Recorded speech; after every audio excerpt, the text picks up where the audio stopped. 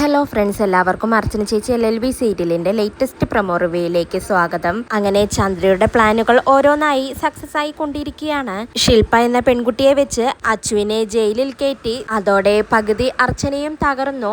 പിന്നീട് ചിന്നുവിനെയും ജെക്കെയും തമ്മിലുള്ള തെറ്റിക്കാനുള്ള പരിശ്രമത്തിലാണ് ചന്ദ്രയും മധുബാലയും മഞ്ജുവും. ഒടുവിൽ ചിന്നു ആണെങ്കിൽ ജെക്കയെ തെറ്റിദ്ധരിക്കുന്നുണ്ട്.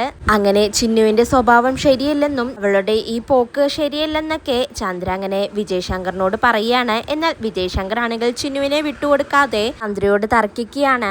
ചിന്നു എൻ്റെ മകളാണ്, തെറ്റായ ഒരു വഴിക്ക് അവൾ പോവില്ലെന്ന് എനിക്കുറപ്പാണ്. ഇതിൽ നിനക്കൊരു സംശയം വേണ്ട എന്ന് വിജയ് ശങ്കർ അങ്ങനെ പറയുമ്പോൾ ചന്ദ്ര അതിന് തക്ക മറുപടി കൊടുക്കുന്നുണ്ട്. അർച്ചനയുടെ കൂടി രക്തമാണ് ചിന്നു, അത് നിങ്ങൾ മറക്കണ്ട. അർച്ചനയുടെ എല്ലാ സ്വഭാവ ഗുണങ്ങളും ചിന്നുവിന് കിട്ടിയിട്ടുണ്ട്. അതുകൊണ്ട് അവളെ ഒന്ന് സൂക്ഷിക്കുന്നത് നല്ലതാണ്, അല്ലെങ്കിൽ ആ പെണ്ണ് വഴിവിട്ടു പോവാൻ സാധ്യതയുണ്ടെന്ന് ചന്ദ്ര അങ്ങനെ വിജയ് ശങ്കറിനെ ഓർമ്മിപ്പിക്കുകയാണ്. പിന്നീട് ജയിലിൽ അച്ചു ആണെങ്കിൽ രാത്രി ഫുഡ് കഴിക്കാനായി പോവുകയാണ്. ഏറ്റവും ലാസ്റ്റാണ് അച്ചുവിനുള്ള ഫുഡ് കൊടുക്കുന്നത്.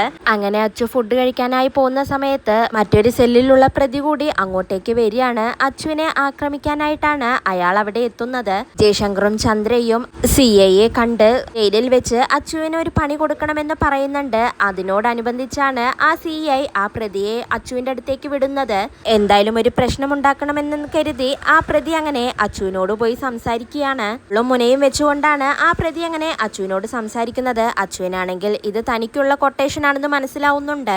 അവിടെ അങ്ങനെ ഒരു പോലീസ് നിൽക്കുന്ന സമയത്ത് ആ പ്രതി അങ്ങനെ പറയുന്നുണ്ട്, അങ്ങനെ കള്ളനും പോലീസും ഒരുമിച്ച് അകത്തായി അല്ലേ സാറേ എന്നങ്ങനെ അയാൾ പറയുന്ന സമയത്ത് അച്ചു ആണെങ്കിൽ അയാളെ പരിഹസിച്ച് അങ്ങനെ നോക്കുന്നുണ്ട്. ഇതോടെയാണ് ഇന്നത്തെ പ്രൊമോ അവസാനിക്കുന്നത്.